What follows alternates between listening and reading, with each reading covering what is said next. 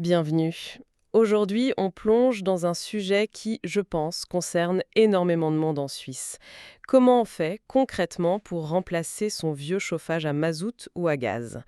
C'est une démarche que tout le monde encourage, mais sur le terrain, ça peut vite ressembler à un vrai casse-tête administratif. On a donc épluché pour vous toute une série de documents officiels sur les aides, les subventions. Et notre mission aujourd'hui, c'est d'en tirer un guide, une sorte de stratégie pour s'y retrouver. C'est une très bonne approche. Parce qu'il faut tout de suite oublier l'idée d'une aide unique, un peu magique. On est vraiment face à un écosystème de soutien.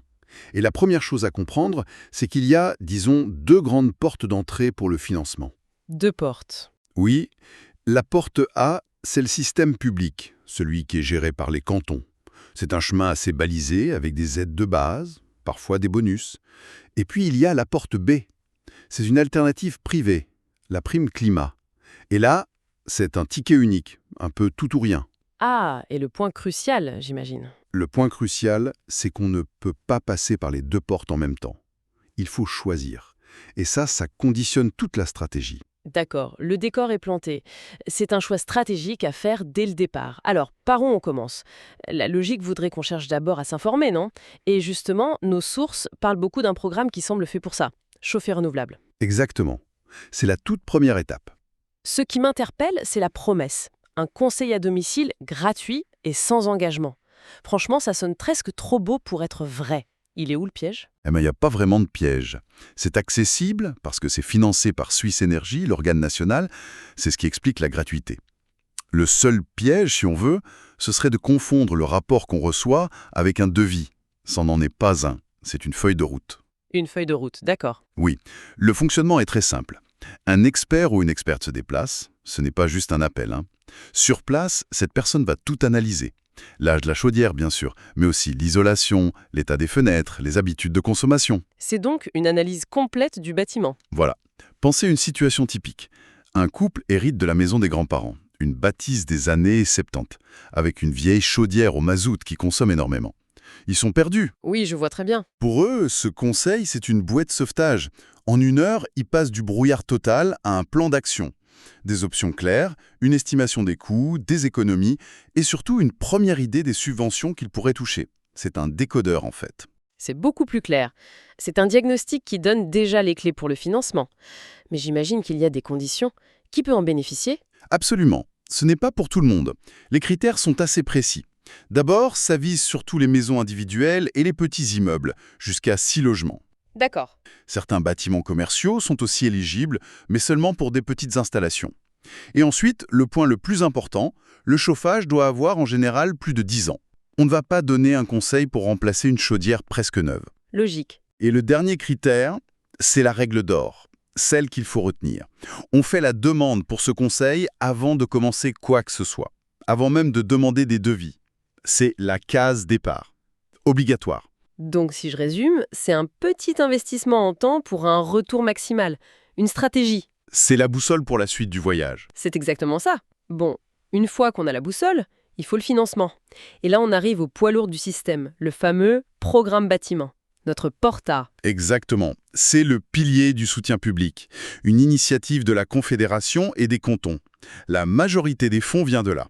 Mais, et c'est une subtilité énorme, même si le cadre est national, chaque canton l'adapte à sa propre politique. Attendez, ça veut dire que... Ça veut dire qu'il n'y a pas un programme bâtiment, mais 26 versions différentes. Ah oui, quand même. Les montants, les technologies prioritaires, les conditions.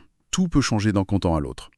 Donc, copier ce qu'a fait le voisin qui habite de l'autre côté de la frontière cantonale, c'est l'erreur à ne pas faire. Le premier réflexe, c'est le site du service de l'énergie de son canton. D'accord, point essentiel.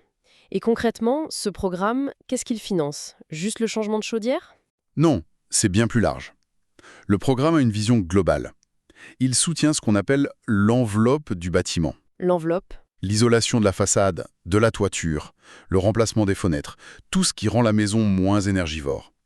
Mais pour le chauffage, il cible très précisément le remplacement d'un système fossile, donc mazout ou gaz, ou d'un vieux chauffage électrique. Par une énergie renouvelable, j'imagine. Voilà. Les exemples classiques, ce sont les pompes à chaleur, les PAC, qui sont très populaires.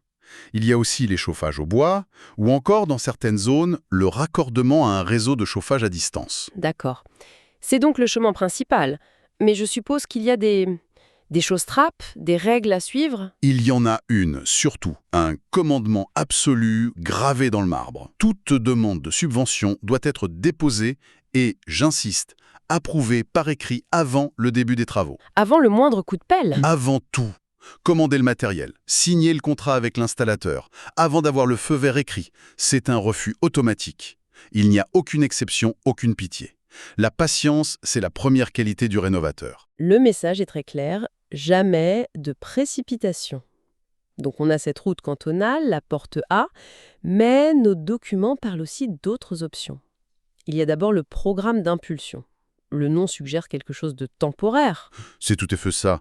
Il faut voir ça comme une sorte de vente flash énergétique. Une vente flash. Oui, que certains cantons décident de lancer.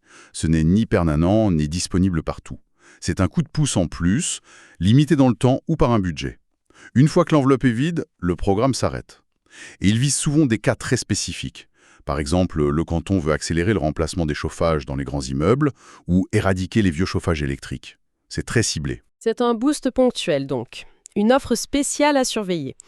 Mais alors, arrivons-en à l'autre grande option, notre porte B, la prime climat. Et là, les sources sont claires. La logique est complètement différente.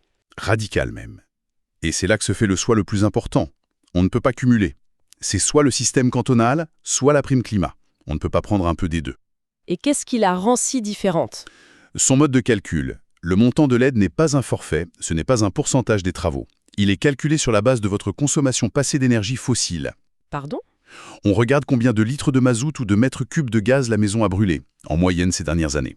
Attendez une seconde. Si je comprends bien ce que ça implique. Ça veut dire que quelqu'un qui chauffait une vieille passoire énergétique, qui consommait des milliers de litres de mazout, Oui. va recevoir plus d'argent que son voisin qui a toujours fait attention, qui a isolé et qui consommait peu. C'est totalement contre-intuitif. C'est le point le plus déroutant, et en même temps le plus stratégique de ce système. Vous avez parfaitement compris. Mais c'est fou. Ce n'est pas une prime pour les bons élèves. C'est une prime à l'impact. La logique derrière est purement pragmatique. Où est-ce que mon franc investi va effacer le plus de CO2 ? Ah, vu comme ça. Remplacer un petit chauffage à un impact limité. Remplacer un monstre énergivore à un impact massif sur les émissions. Donc on met l'argent là où la dette carbone est la plus grosse pour obtenir le résultat le plus rapide. On cible les plus gros émetteurs. La logique est brutale, mais elle se tient. Ça veut donc dire que pour certains propriétaires, cette prime climat peut qu'être un véritable jackpot. Potentiellement, oui. Et de beaucoup. Pour une grande maison ancienne et mal isolée, la prime climat peut représenter une somme bien supérieure à ce que le canton proposerait. Et comment on peut savoir? Il y a un outil pour ça, mentionné dans les documents. C'est un calculateur en ligne. On note sa consommation annuelle moyenne et l'outil donne une estimation très précise du montant de la prime. C'est indispensable de le faire. On se retrouve donc face à un vrai calcul d'optimisation. Il faut 1. Estimer ce qu'on peut obtenir via la porta, le canton. 2. Utiliser le calculateur de la prime climat pour voir ce que la porte B propose. Et 3. Choisir la meilleure offre. C'est exactement la démarche. Le conseiller du programme Chauffer renouvelable peut d'ailleurs aider à faire cette première comparaison. Il peut donner une indication sur la voie qui semble la plus prometteuse, mais le calcul final revient au propriétaire. Parfait. Je crois qu'on a toutes les pièces du puzzle, essayons de les assembler pour conclure. Si on devait faire un résumé stratégique, les points à retenir absolument. Premièrement, la reconnaissance. On commence toujours par le conseil gratuit Chauffer renouvelable. C'est la case départ qui donne la carte. Indispensable. Deuxièmement, la voie principale, porte A. Le programme bâtiment, c'est le pilier, mais il faut se souvenir qu'il y a 26 versions. Donc premier réflexe, le site de son canton. C'est ça, pas celui du voisin. Troisièmement, la voie rapide, porte B, la prime climat.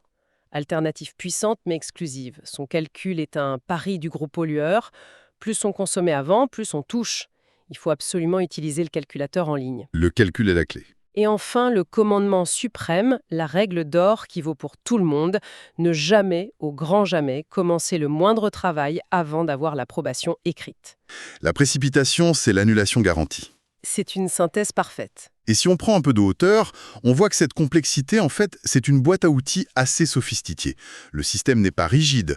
Entre le socle cantonal, les ventes flash et l'alternative de la prime climat, on a des instruments pour s'attaquer à des problèmes très différents. On peut faire du sur-mesure en quelque sorte. Voilà, on peut aussi bien aider une petite maison déjà bien isolée qu'un vieil immeuble qui était une catastrophe énergétique. Tout à fait. Et pour terminer, ça nous amène à une dernière réflexion qui découle de cette logique un peu étrange de la prime climat. On l'a vu, en se basant sur la consommation passée, le système récompense de fait ceux qui avaient le plus gros impact carbone. Hmm. Alors, la question qu'on peut se poser est la suivante.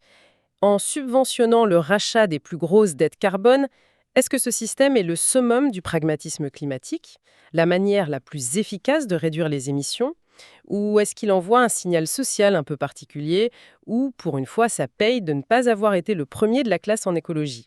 C'est toute la tension entre l'efficacité maximale et une certaine idée de l'équité. La question reste ouverte.